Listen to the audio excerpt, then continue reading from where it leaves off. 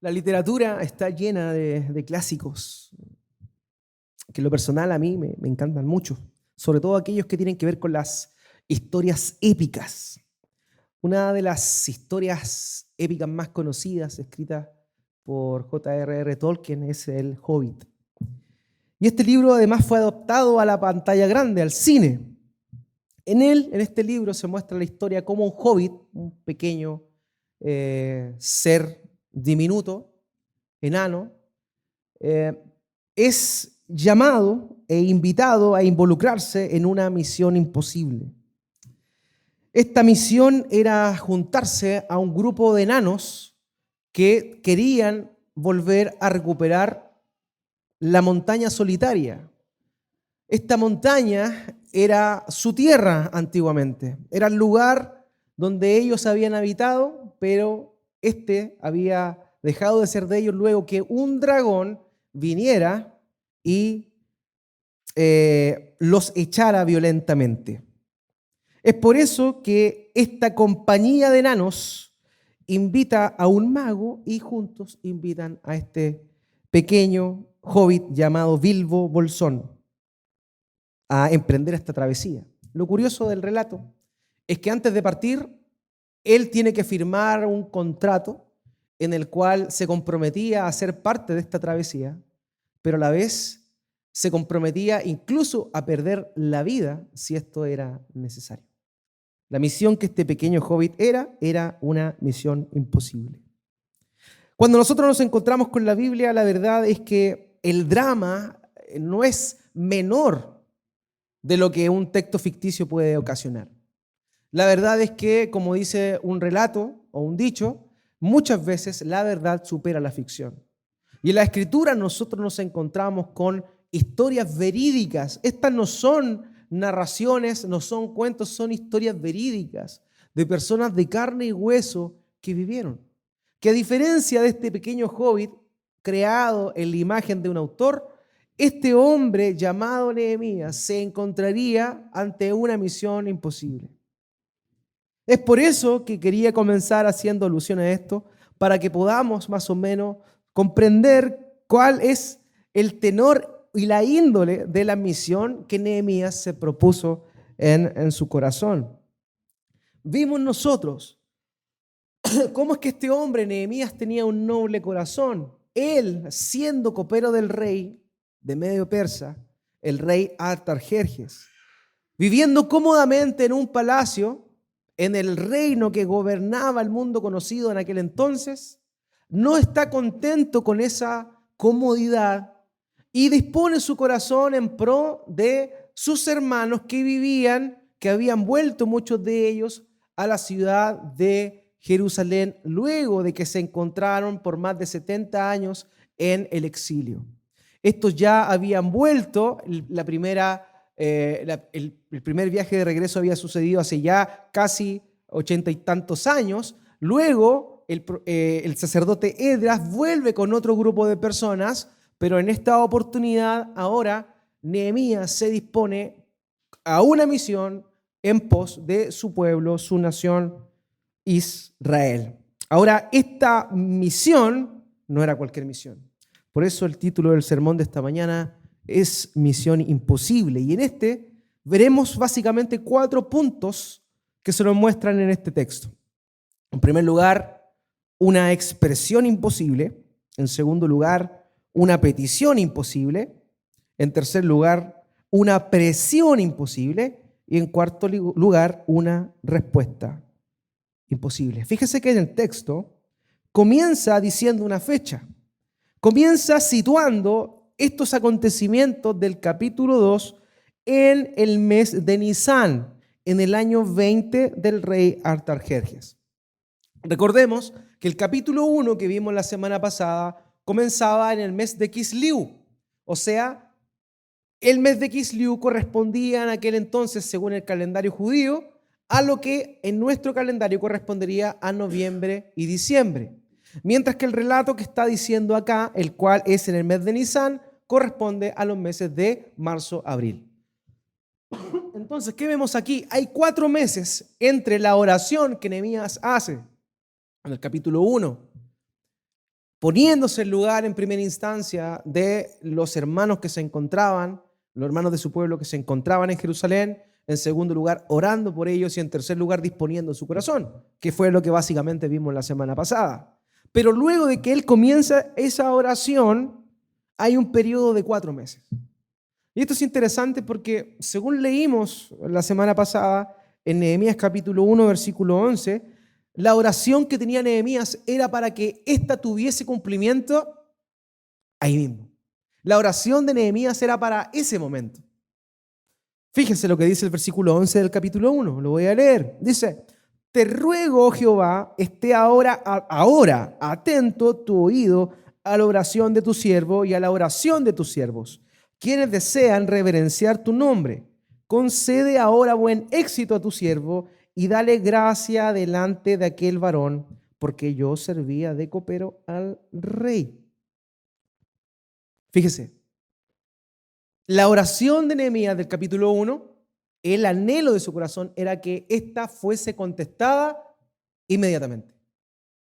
Sin embargo, 4 meses después, nosotros vemos que se da la instancia en la cual verdaderamente la oración de Nehemías va a ser cumplida. Entonces eso ya nos muestra un principio. Eso nos muestra algo importante que vamos a analizar en breve en un ratito más. Ahora, 4 meses de intensa oración produjo una disposición del corazón de Nehemías para la misión que tenía que realizar. O sea, durante esos 4 meses no tan solo Nehemías estuvo orando, sino también planificando aquello que Dios había dispuesto en su corazón. Entonces eso, hermanos míos, es importante. De verdad que nos debe llamar la atención esa actuar que tiene Nehemías. No se conforma solo con orar, sino que también se dispone a prepararse, a idear un plan. Y eso ya nos dice algo realmente importante. Pero ¿qué pasa? Cuando él está en la presencia del rey, sirviéndole el vino, él no está con la mejor de las actitudes delante del rey. Fíjese el versículo 2, acompáñeme por favor. Dice, me dijo el rey, ¿por qué está triste tu rostro? Pues no estás enfermo. No es esto, sino quebranto de corazón. Entonces temí en gran manera. Entonces, cuando uno lee uno pudiese decir o pensar, bueno, ¿por qué razón Nehemías tiene temor? ¿Qué es lo que lo lleva a él a temer? Y la verdad es que cuando nosotros nos vamos al contexto de aquel entonces, en particular a las cortes reales, nosotros nos encontramos con la razón del temor de Nehemías. La verdad es que nadie podía presentarse y servir al rey triste. Y esto era una ley.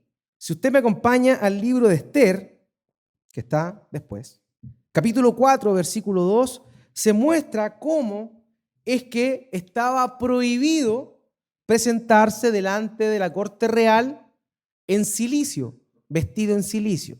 Y la vestidura de cilicio era una vestidura que representaba pena, tristeza, angustia. Los judíos de antaño, cuando se sentían tristes, tenían costumbres bien particulares. Una de ellas era echarse ceniza sobre la cabeza. La segunda era vestirse con ropas negras que le llamaban vestiduras de cilicio. Entonces, fíjese lo que dice en Esther 4:2. Dice, y vino hasta delante de la puerta del rey, pues no era lícito pasar adentro de la puerta del rey con vestido de cilicio. Y como les decía, el vestido de cilicio era una representación de tristeza, de agonía del corazón, una exteriorización de una agonía del corazón. Entonces, el hecho de que Nehemías se haya presentado a servir delante del rey, pero con un semblante triste, era algo muy peligroso para su integridad. Nehemías no tan solo podía perder su trabajo, perder su posición, sino que también podía perder su vida, porque era algo que estaba absolutamente prohibido. Los descubrimientos arqueológicos hechos en Media y Persia han mostrado relieves en las paredes que muestran imágenes en los cuales hay cortesanos sirviendo a los reyes. Y en esas paredes que están esculpidas se muestra cómo las personas que sirven a los reyes se tapan la boca. ¿Por qué? Algunos piensan que esto se debía a que a los reyes eran tan importantes y tan grande el aire de superioridad que tenían, que no les gustaba que los seres inferiores les respiraran encima. Entonces se tapaban la boca. Esa es una de las teorías. Pero la otra teoría, y la que nos lleva precisamente a esta imagen, es que ellos se tapaban la boca o se tapaban el rostro con el propósito de que los reyes no se dieran cuenta o no percibieran los problemas internos que ellos estaban pasando. ¿Por qué? Porque los reyes podrían considerar esa actitud o ese sentimiento de parte de los siervos como un acto de rebeldía o un acto de intriga o que estaban tramando algo. Entonces el hecho de que Nehemías haya estado triste delante de la corte del rey no era algo tan solo que a nosotros nos muestra un sentimiento, sino que para él era sumamente peligroso también. A un autor dijo al respecto lo siguiente, dice: los monarcas orientales que estaban bajo la continua amenaza de ser envenenados, recordemos que Nehemías era copero del rey, dice, estimaban especialmente sospechosa cualquier apariencia de inquietud en sus coperos. O sea, el hecho de estar triste, vuelvo a repetirlo, delante del rey era algo muy, pero muy peligroso para el mismísimo Nehemías. Ahora, Nehemías sabía que Dios iba a responder su oración. Nehemías sabía que llegaría el momento, el día adecuado en el cual Dios daría respuesta a aquello a lo cual él tanto había orado. Vemos aquí cómo él estaba tan angustiado después de 4 meses que ya no puede frenar de alguna manera la manifestación de su sentimiento, de su sentir, de su pesar en su rostro. Ya era tanta la carga que tenía por su pueblo que ya no podía evitar sentir esa tristeza y transmitirla por medio de su rostro, pese a que eso significara su muerte. Entonces aquí vemos algo que nos debe llamar la atención a nosotros. Hermano, si a ti te preocupa el reino de Dios, porque recordemos la premisa fundamental del libro de Nehemías. Nehemías quería reconstruir las murallas de Israel, de Jerusalén. En aquel entonces, desde la concepción judía, el pueblo, el templo, la nación, la ciudad, significaba el reino de Dios. Si nosotros traspolamos esa realidad a nuestro tiempo, el actuar de Nehemías o la preocupación de Nehemías era por el reino de Dios. Entonces, esa es la aplicación que nosotros sacamos para nuestras vidas. Si es que nosotros estamos igual de preocupados por el reino de Dios y por el establecimiento del reino de Dios, al igual que lo estuvo Nehemías. Ahora, para Nehemías, la presión era tanta que él sabía que incluso esta expresión facial podría producir muerte y también daño a su propia integridad. Hermanos, si nosotros nos estamos disponiendo al reino de Dios, debemos saber que nuestra vida corre peligro. Nehemías no escatimó eso. Tuvo ese actuar, tuvo ese sentir. Recordemos lo que nuestro buen Señor dijo en Mateo capítulo 16, verso 25, cuando Él dijo, porque todo el que quiera salvar su vida, la perderá, y todo el que pierda su vida por causa de mí la hallará. Hermanos, el día de hoy nosotros acá en nuestra ciudad, en nuestro país, en nuestro continente, en este lado del mundo, vivimos en completa paz. Nadie nos persigue todavía a muerte por creer en Cristo. Por tanto, vivimos en un mundo de ensueño, un planeta distinto a lo que muchos de nuestros hermanos que viven en otras latitudes del mundo están experimentando. Para nosotros, la verdad, no es riesgoso creer en Cristo, orar por el reino de los cielos y trabajar en pos del reino de los cielos, pero para muchos hermanos sí lo era. Nehemías tenía esta preocupación y Nehemías dispuso su vida. Y la primera cosa que él no debía hacer era manifestar esa expresión, sin embargo la manifestó. El segundo punto que vemos aquí en este pasaje es una petición imposible. En el versículo 3 y 4 leemos lo siguiente. Y dije al rey, para siempre viva el rey. ¿Cómo no estará triste mi rostro cuando la ciudad, casa de los sepulcros de mis padres, está desierta y sus puertas consumidas por el fuego? Me dijo el rey, ¿qué cosa pides? Entonces oré al Dios de los cielos. Nehemías no quiere que el rey piense que él está tramando algo en su contra. Por eso, porque eso es lo que los reyes pensaban, por eso no se tenían que tapar el rostro y por eso tenían que tener siempre una actitud positiva cuando estuvieran sirviendo delante de la corte del rey. Ahora, la respuesta que Nehemías da cuando él es preguntado por el rey Artajerjes es: para siempre viva el rey. Esta expresión mostraba que en realidad él no estaba tramando nada malo, sino en realidad era otra cosa lo que la acongojaba. Con esa expresión, ese grito que da, para siempre viva el rey, él estaba hablando de su fidelidad para con el rey. Los coperos eran personas de mucha cercanía, de mucha confianza del rey. Entonces eso es lo que vemos aquí. Ahora, cuando él comienza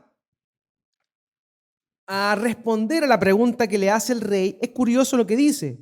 Él no habla de Jerusalén. No sé si usted lo nota. Él dice, ¿cómo no estará triste mi rostro cuando la ciudad, casa de los sepulcros de mis padres, está desierta y sus puertas consumidas por el fuego? El uso de este elemento, era algo común en aquel entonces, en la época y también en Medio Oriente. Las culturas semíticas orientales tenían mucho respeto por los antepasados y en particular por los lugares en los cuales estos habían sido enterrados. Entonces, Nehemías no dice, quiero ir a Jerusalén, quiero ir allá a la tierra de Judá de inmediato. No, él hace alusión a algo sentimental, a algo familiar. ¿Cómo es posible que yo esté feliz? ¿Cómo no va a estar triste cuando la ciudad, el sepulcro de mis padres, está desierto? Entonces, ¿qué es lo que pasa acá? Él, incluso fíjese hasta la forma en la cual muestra, en la cual hace su petición. Es una petición pensada. Cada palabra que Nehemías da estaba pensada de antemano. Y eso nos muestra la preparación que también, como les mencionaba adelante, tuvo durante los 4 meses que estuvo orando. Ahora, fíjese, el rey le dice, ¿qué cosa pides? Y aquí, hermanos míos, nosotros vemos algo que nos sorprende una vez más de este Nehemías. Nehemías podría haberse explayado conforme al plan que él tenía, ¿cierto? 4 meses había estado orando, 4 meses ya tenía un plan más o menos armado. Sin embargo, el texto dice, en el versículo 4, me dijo el rey, ¿qué cosa pides? Entonces oré al Dios de los cielos.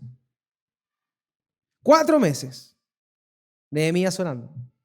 Día y noche, conforme a lo que el capítulo 1 dice, él estaba orando. Cuando es preguntado, cuando llega este momento en el cual todo lo que él tiene en su corazón puede llevarse a cabo, él no dice, aquí está mi plan, y se lo presenta. Fíjese lo que dice él.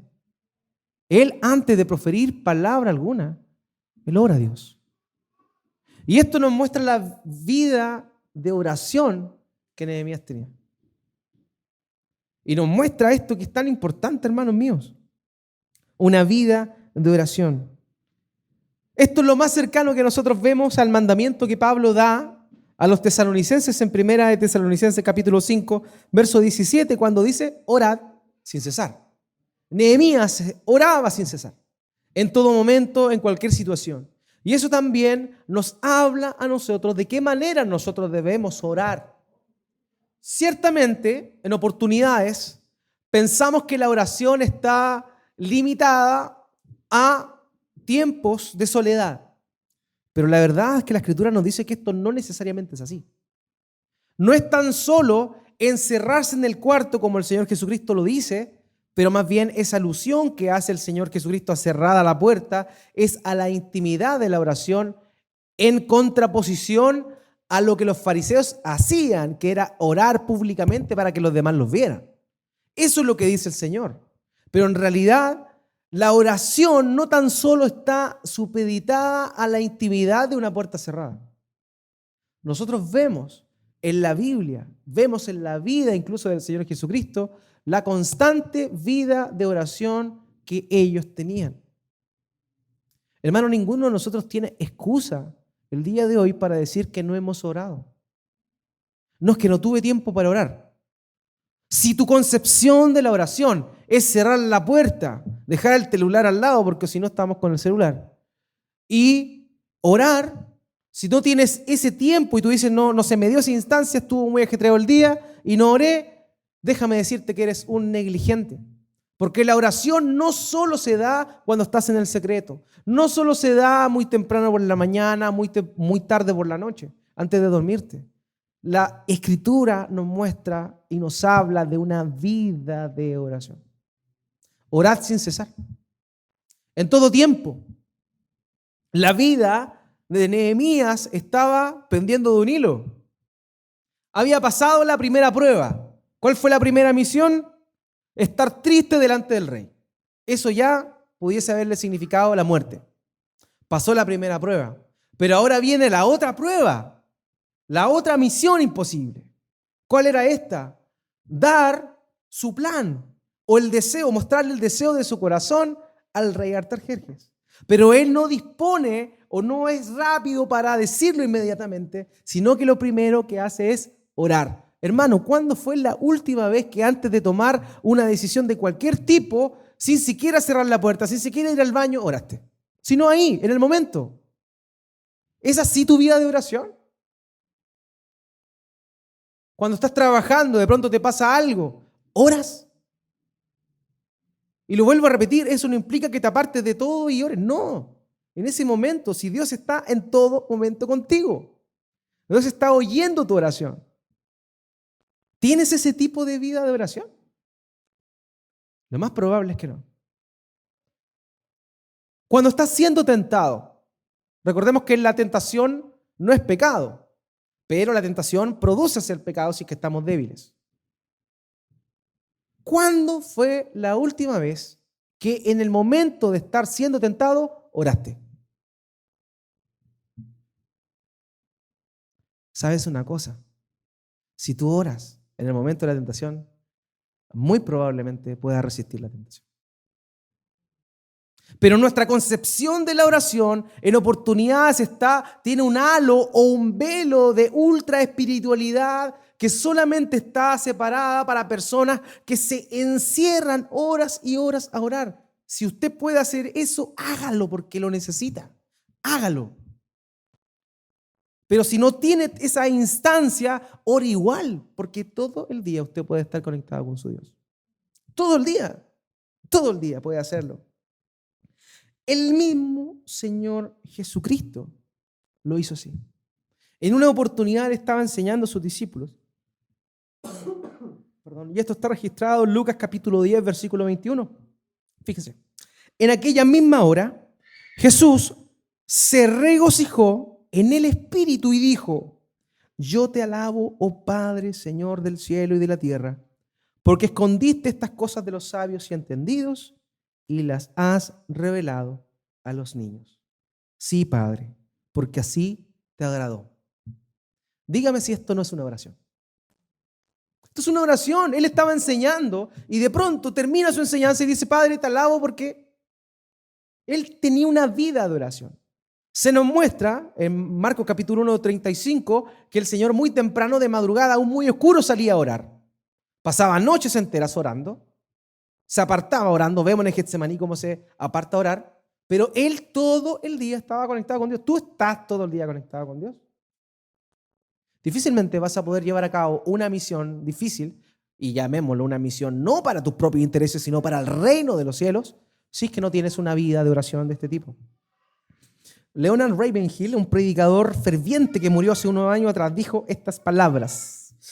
Fíjese, dice: decimos que debemos orar para vivir la vida cristiana, cuando la verdad es que debemos vivir la vida cristiana para orar.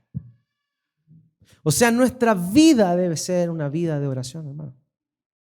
No importa el momento, no importa el lugar, ora. No importa lo extenso, ora. 2 palabras pueden ser una oración.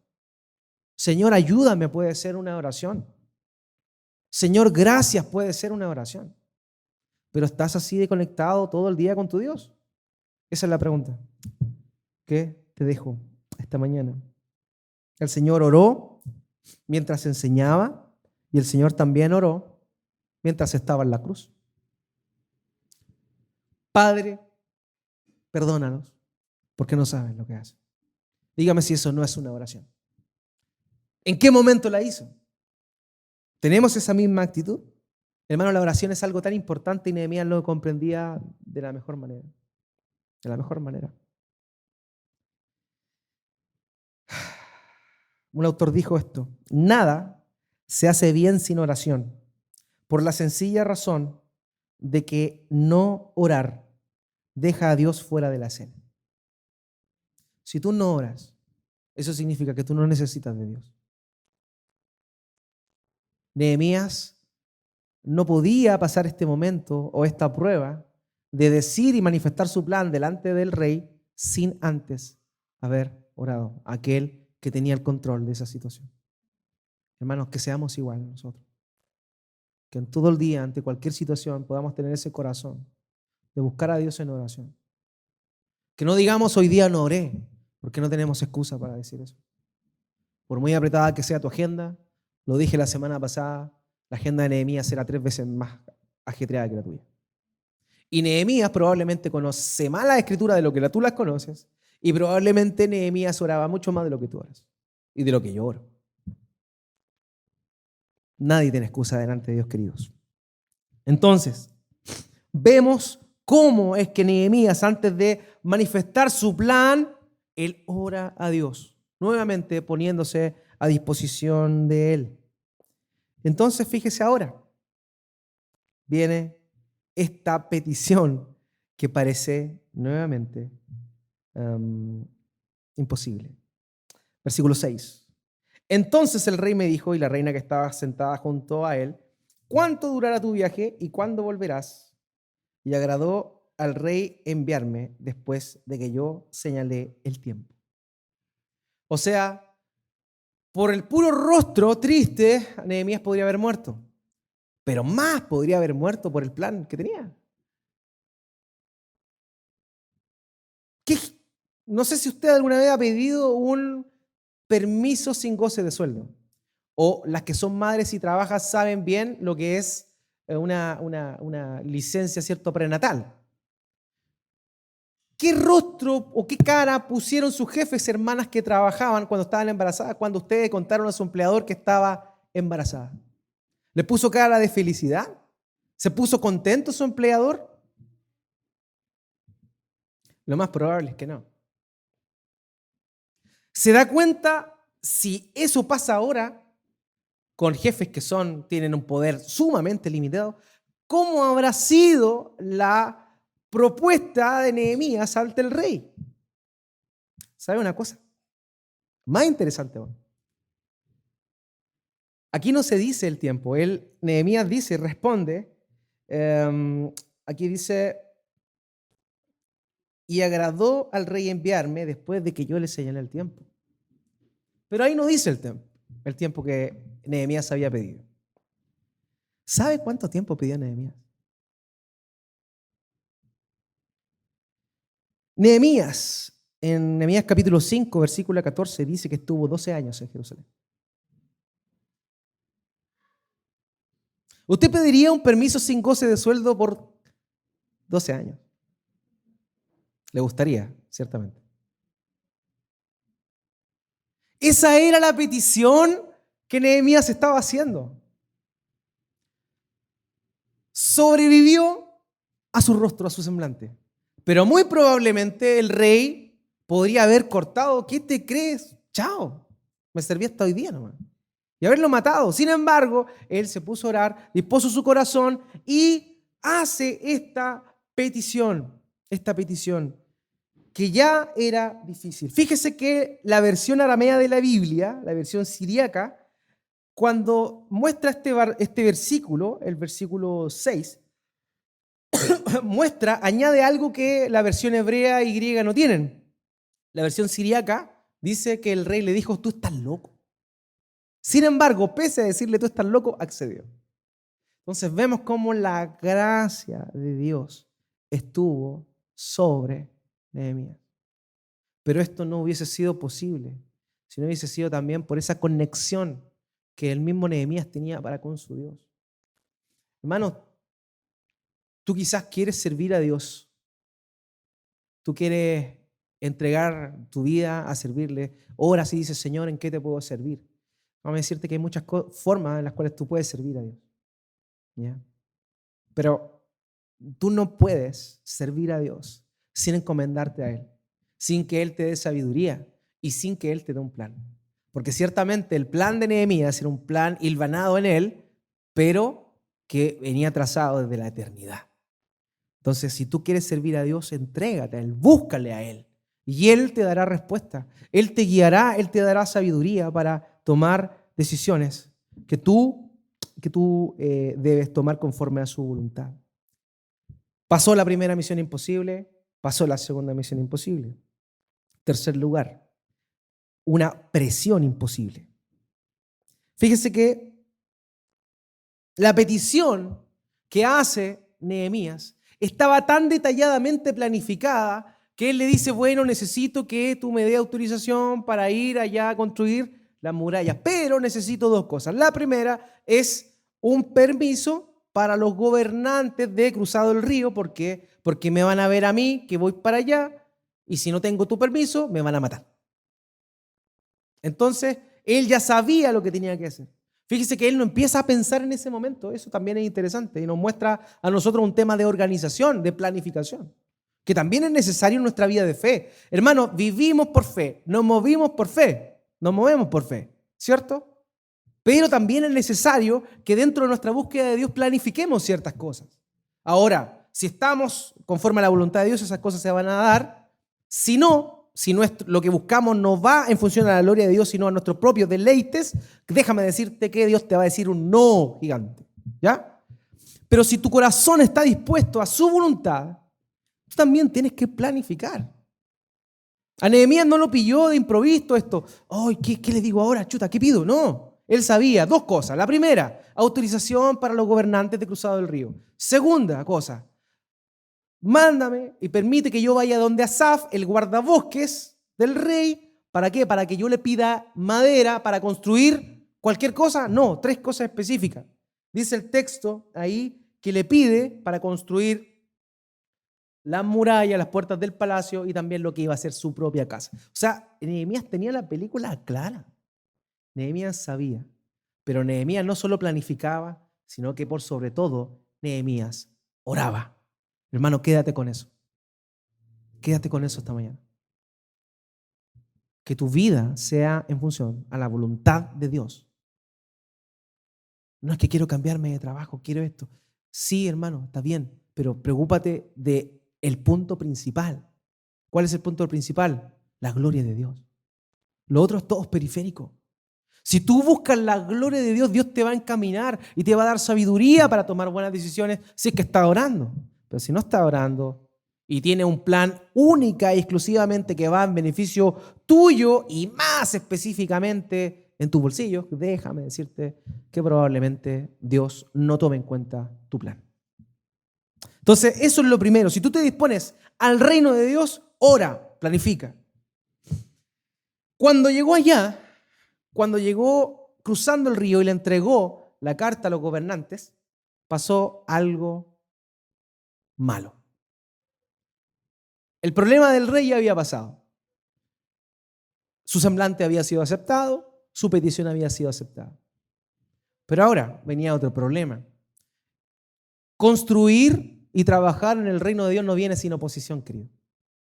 Y es ahí donde aparecen en escena tres personajes. En primer lugar aparecen dos y luego se suma un tercero. El primero era Sanbalat, que era muy probablemente el gobernante de Samaria. En segundo lugar aparece Tobías, quien al parecer era el gobernador amonita. Y luego se suma Gesem el árabe, que era el gobernador de Quebar. Para que usted se haga la idea, esta Judea Samaria, Amón, Quebar. O sea, todos los, llamémoslos, consulados que limitaban con Judá, todos los gobernantes de ellos se enojaron. ¿Por qué? Porque pensaban muy probablemente que, oye, viene este nuevo gobernante y nos va a quitar las tierras. Entonces eso no les gustaba. Y eso produjo oposición. Estos mismos personajes habían sido los que años antes habían solicitado al rey Artajerjes que cesara la construcción de las murallas de la ciudad. Recordemos que la semana pasada le mencioné que años antes el pueblo se puso eufórico porque habían construido el templo y así sin pedirle permiso a nadie comenzaron a construir las murallas. Entonces estas personas mandaron mensajes al rey Artajerjes y Artajerjes dijo, ¿saben qué más? Paren la construcción. Ya eso había ocurrido antes. Entonces ahora ven que viene Nehemías, pero que ahora viene visado por el mismísimo rey y ellos dicen, no, ya el rey está allá, nosotros estamos acá. Así que esto no va a ser así. Ya tú puedes estar comisionado, puedes tener la autoridad, perfecto, pero aquí mandamos nosotros. Y esa es la oposición que viene, la presión que ejerce ahora ellos sobre Nehemías y su proyecto. Hermano, ellos despreciaban a Nehemías, ellos despreciaban la labor que iban a hacer. Vamos a ver en capítulos más adelante cómo se mofaban y se burlaban de ellos. Los enemigos del reino siempre están presentes, querido. Si tú quieres servir al reino de Dios, tú vas a tener oposición. No pienses que tú dices soy hijo de Dios y todo te va a ir bien. No pienses yo soy hijo del rey, así que soy cabeza y no cola. Olvídate de esas cosas, te la vendieron. No es así. Si tú eres hijo del rey, ¿sabes lo que va a pasar contigo? Lo que pasó con el hijo de Dios. Recordemos aquel episodio del bautismo. Jesús se presenta ante Juan el Bautista. Juan el Bautista se resiste, pero termina bautizando a Jesús. Jesús sale del agua, una voz del cielo que dice, este es mi hijo amado en quien tengo complacencia. ¿Qué pasó después? ¿Fue a Jerusalén y se sentó en un trono? ¿Qué pasó después? Fue al desierto a ser tentado. Eso va a pasar. Si tú eres hijo de Dios, van a venir pruebas. Van a venir dificultades. No te las vas a llevar peladas. ¿Sabes por qué? Porque Cristo no se las llevó peladas. Si tú eres hijo de Dios, tienes que ser igual al verdadero hijo de Dios. Y el verdadero hijo de Dios, por medio del sufrimiento, aprendió la obediencia. Por tanto, tú y yo necesitamos sufrir para aprender obediencia. Ese es el camino que nos espera. Esa es la presión que venía ahora Nehemías. Estaba haciendo una buena labor, Dios lo estaba guiando, la mano poderosa, misericordiosa de Dios estaba sobre la vida de Nehemías y su misión. Pero también venían problemas. No, si no las podemos llevar peladas, querido.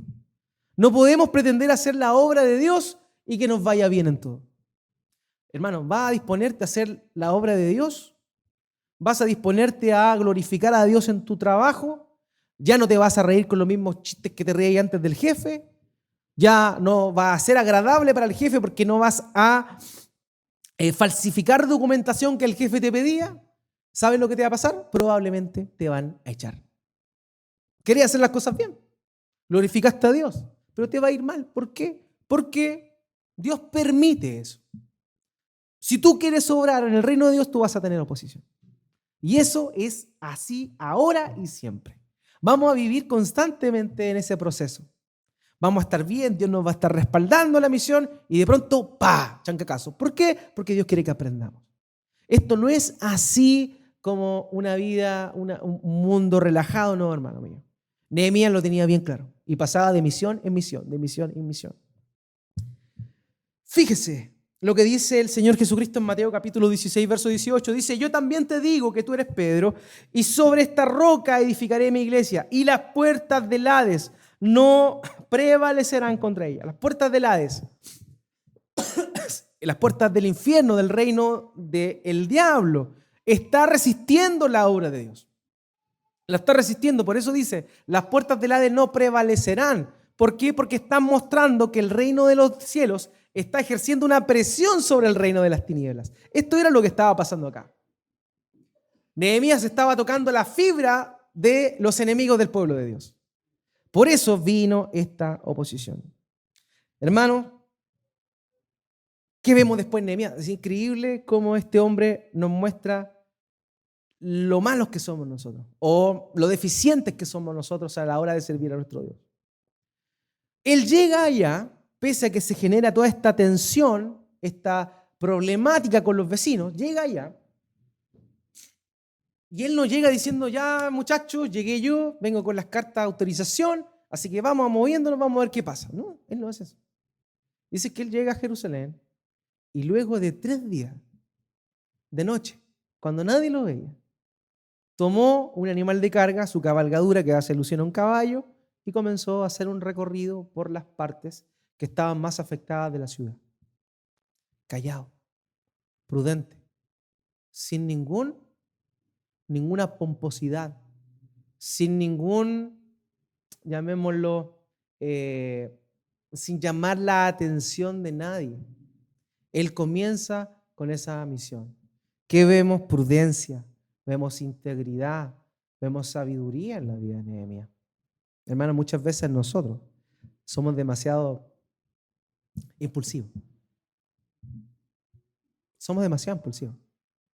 Nehemías ya tenía la autorización de Dios, todo estaba, pero Dios había propuesto todo y había arreglado todo para que se diera conforme a su voluntad.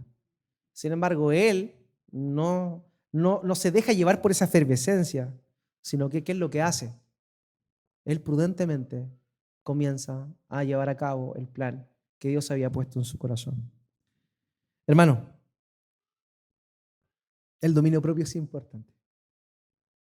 Proverbios 16:32 dice, más vale ser paciente que valiente. Más vale el dominio propio que conquistar ciudades. Eso es una realidad. Eso es una realidad, querido. Debemos esperar el tiempo propicio. Debemos esperar el momento.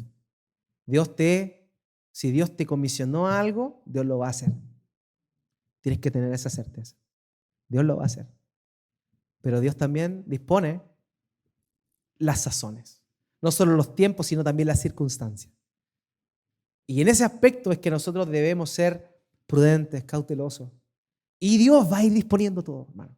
Dios lo va a disponer todo. Pero no seamos impacientes, no seamos ansiosos, no mostremos nuestra debilidad para con ello. Por eso vemos en Nehemías virtudes súper grandes, un hombre planificado, un hombre que sabía con detalle lo que debía hacer, un hombre prudente, un hombre de oración. Ese hombre es un superhéroe, pero era un pecador como tú y como yo, que necesitaba la gracia como tú y como yo. Entonces eso también es maravilloso porque nos da esperanza, queridos hermanos.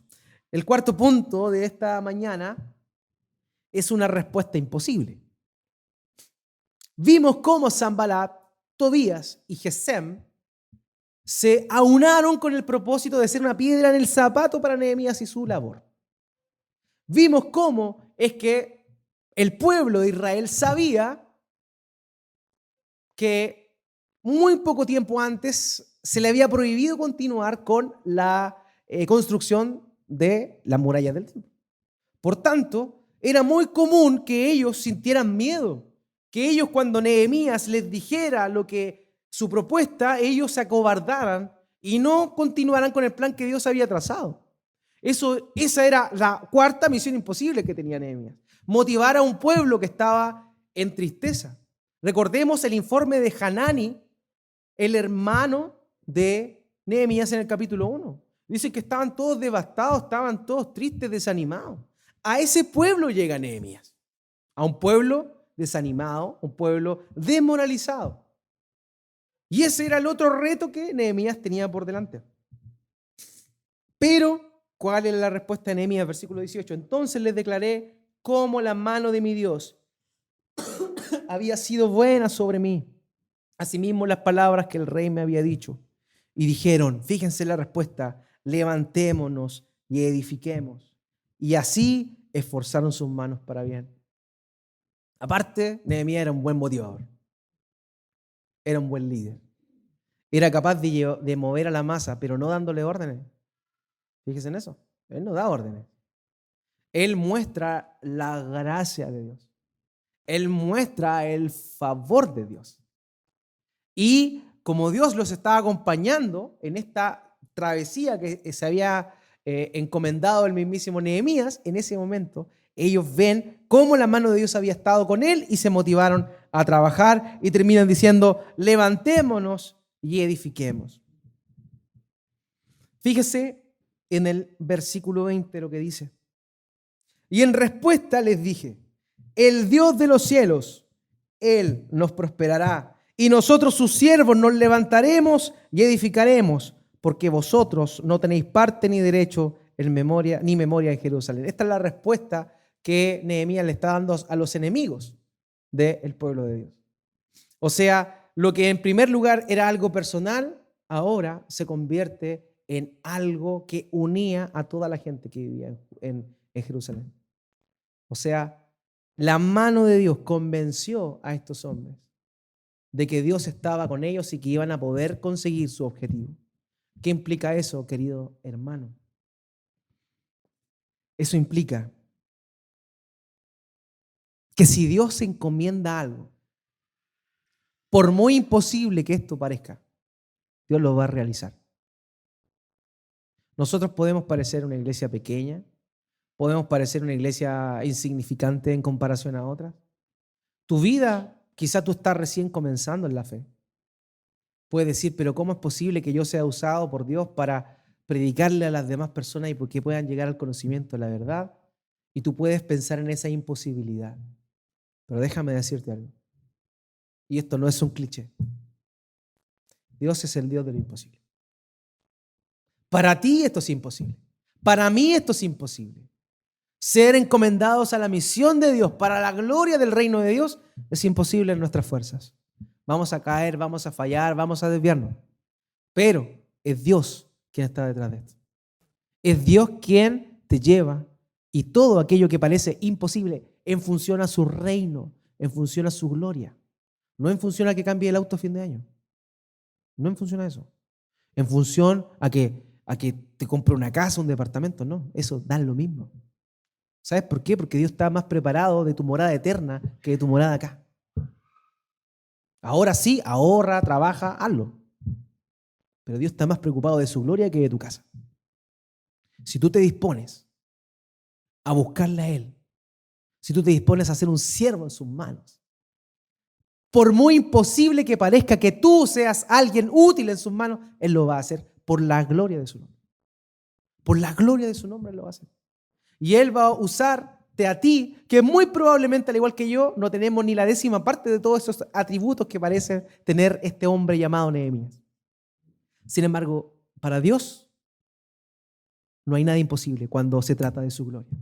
Mateo capítulo 19, versículo 26, y mirándolo Jesús les dijo, para los hombres esto es imposible, mas para Dios todo es posible. Cuando Elizabeth se entera de que va a tener un hijo, el cual sería Juan el Bautista, la respuesta del ángel es Lucas 1:37, porque nada hay imposible para Dios.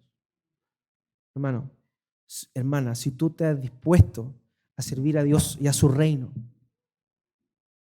Dios te va a proveer de todo. Dios te va a dar de todo, lo que tú necesitas, lo que tú requieres. Va a poner gracia en tus ojos, va a poner su mano benevolente sobre ti y te va a ayudar. Pero piensa en su reino, piensa en su gloria. Deja de pensar en tus planes. Ponlo en segundo lugar. Eso no quiere decir que no planifiques. Planifica, está bien. Dios nos da esa licencia. Pero que sea en segundo lugar, que tu vida, que todas tus decisiones familiares, profesionales, de estudio, todas esas cosas sean en función a qué? Sean en función a la búsqueda de la gloria de Dios y el servicio de su reino. Lo demás, como dice el Señor, es nada más que un añadido. Hermanos, que podamos ser motivados con esta palabra, que podamos ver que podemos ser usados por Dios. Porque cuando hay alguien que ora y se entrega a la mano de Dios, esa persona puede ser usada para la gloria de su nombre. ¿Sabe una cosa? Un dato esperanzador. Cuando el profeta Balaam no quería obedecer la voz de Dios, Dios permitió que un burro hablara. Un burro habló. Si un burro habló, tú también puedes hablar. Que el Señor nos ayude. Oremos al Señor.